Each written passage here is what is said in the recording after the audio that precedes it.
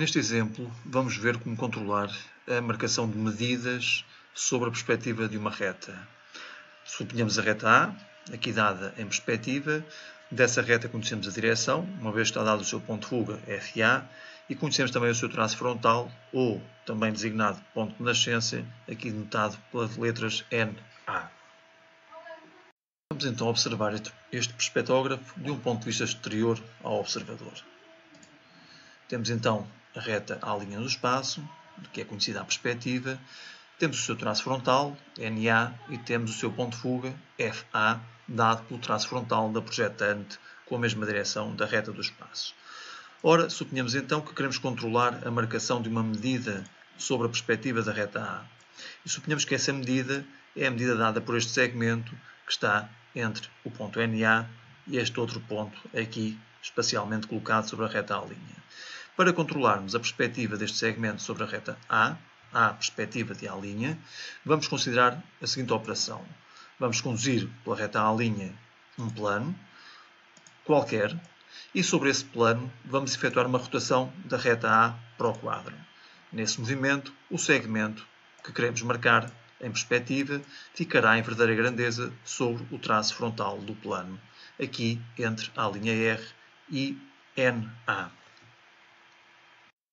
Ora, é este arco que permitiu obter no quadro o ponto A'R e, com isso, colocar sobre V de alfa a verdadeira grandeza do segmento que queremos representar. A este arco corresponde uma corda que, por sua vez, está contida numa reta que deverá ter, em perspectiva, um ponto de fuga. A determinação do ponto de fuga passará, naturalmente, pela condução pelo observador de uma reta projetante com a mesma direção. Como é que vamos operar para conduzir essa reta paralela à corda do arco da rotação que colocou a linha R sobre o quadro?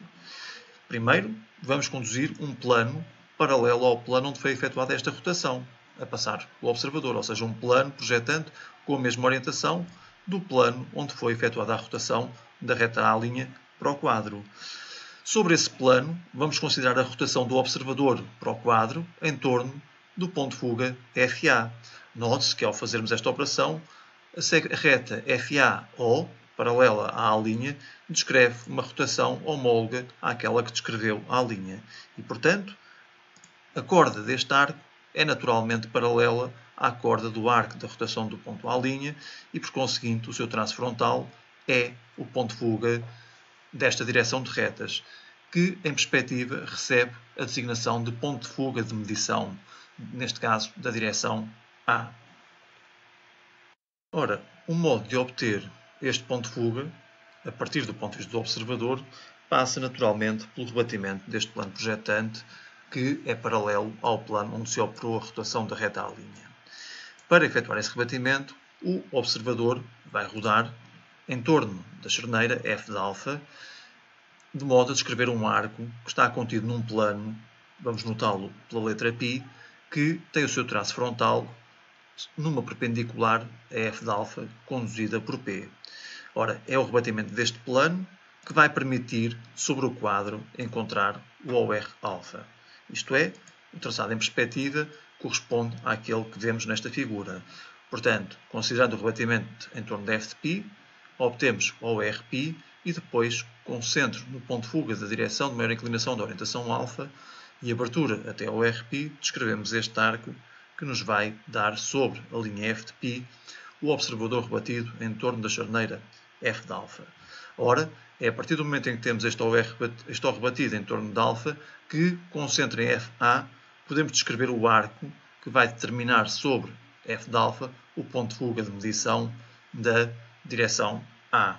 Isto é, vai permitir obter um ponto que, unido ao OR alfa, determina aquela que é a projetante com a direção das cordas dos arcos rebatida para o quadro. E, portanto, uma vez obtido o ponto de fuga de medição da direção A, podemos conduzir a perspectiva da reta que contém a corda do arco da rotação do ponto A e, com isso, encontrar a perspectiva do ponto sobre a perspectiva da reta. E, portanto, controlamos a marcação de um segmento sobre a perspectiva da reta A com uma grandeza conhecida a priori. É importante notar que a rotação da reta A pode ser efetuada num plano com uma orientação qualquer. Disso dependerá a nossa escolha inicial para V de alfa. Ou seja, V de alfa pode ter uma direção qualquer passante por NA, e isso significa que podemos construir a rotação em qualquer plano e obter o mesmo resultado.